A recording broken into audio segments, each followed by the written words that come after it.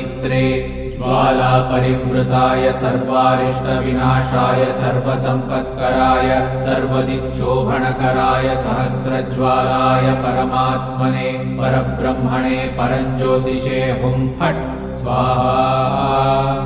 ॐ श्रीं ह्रीं ऐं क्लीं कृष्णाय गोविन्दाय गोपीजनवल्लभाय पराय परमपुरुषाय परमात्मने परकर्म मंत्र यंत्र तंत्रौषधास्त्र शस्त्राणि संहर संहर मृत्योर्मोचय मोचय आयुर्वर्धय वर्धय क्षिप्रारोग्यं च कुरु कुरु सर्वकार्यसिद्धिं कुरु कुरु। ॐ नमो भगवते महासुदर्शनाय दीप्त्रे ज्वालापरिवृताय सर्वारिष्टविनाशाय सर्वसम्पत्कराय सर्वदिक्शोभनकराय सहस्रज्वालाय परम